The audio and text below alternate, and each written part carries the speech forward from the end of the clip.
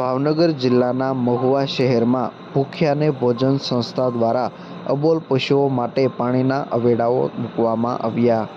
ભાવનગર જિલ્લા સહિત અનેક સ્થળોએ એવી સંસ્થાઓ રહેલી છે જેમના દ્વારા અલગ અલગ રીતે સેવાની કામગીરી કરવામાં આવતી હોય છે. આ સંસ્થાઓ ભોજન, આરોગ્ય, શિક્ષણ, કપડાં, રહેઠાણ, રોજગાર જેવી અનેક જરૂરિયાતો માટે કામ કરતી હોય છે. તેની સાથોસાથ અબોલ પશુઓ માટે પણ કેટલીક સંસ્થાઓ અલગ અલગ પ્રકારની સેવાની કામગીરી કરતી હોય છે. હા, સીતારામભાઈ. હવે મારું નામ જસુભાઈ ધોળકિયા અને અમે આ સંસ્થા ભૂખ્યાના ભોજન સેવા નામની ચલાવીએ છીએ.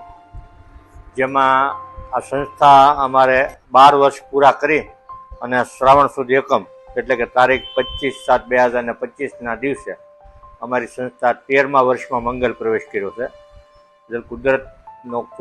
કુદરતના આ 13મા વર્ષમાં કુદરતના શરણમાં અમારા કોટી કોટી વંદન. કુદરતે અમને બહુ સારું કાર્ય આપ્યું છે અને અમે દિલથી બધી સેવા કરીએ છીએ. જેવું કે નક્ષત્ર ચલાવીએ છીએ. દરરોજ 1000-1200 માણસે રસોઈ થાય 2 ટાઈમની. પછી સવારે પશુ પક્ષી ભોજન એક છે અમારે, કે જે ઝાડ ઉપર ખિસકોલા પક્ષીઓ, કાબર, કાગડા કે કોઈ પણ પક્ષી હોય એમને માટે સવારે અમારો વાન જમાડી આવે બધાને, કબૂતરને ચણ. પછી ગાયો માટે અમે હવેડા બનાવીએ, જે પાણીની ટાંકી હાવ હળવી બને છે અને એ હાવ નિઃશુલ્ક, કોઈના પણ પૈસા લેતા સંસ્થા તરફથી ફ્રીમાં જ આપીએ છીએ. ના, સંસ્થા ભોગવે છે અને 101 હવેડા અમે બનાવ્યા હતા ગાયો માતાને ટાંકી, જે વિડીયોમાં છે એ.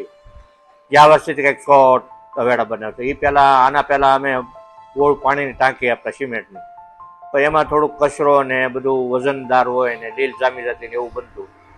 પછી આવી રીતે મગજમાં બેઠું એટલે આવી રીતે હવેડા બનાવીને જરૂરિયાતમંદને અમે આપ્યા છે.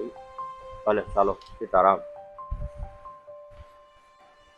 સિવાય ઘણી સેવા છે. કોઈને અહીંયા બાળકનો જન્મ થયો, નાના બાળકનો જન્મ, તો એવા પરિવારને ત્યાં સુખડી અથવા રાબ, શીરો જે કાંઈ જોઈએ, ચોખા ઘીની ગમે ત્યારે આવે અમારી તૈયારી આપવાની.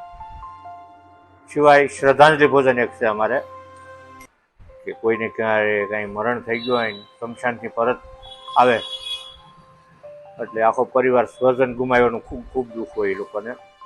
તો કોઈ પરિવાર ત્યાંથી અમારે અહીંયા ફોન આવે કે ભાઈ 25-50-100 માણસની રસોઈ જોઈ, તો અમે એમને ઘરે નિઃશુલ્ક સાદી રસોઈ પહોંચાડી દઈએ છીએ.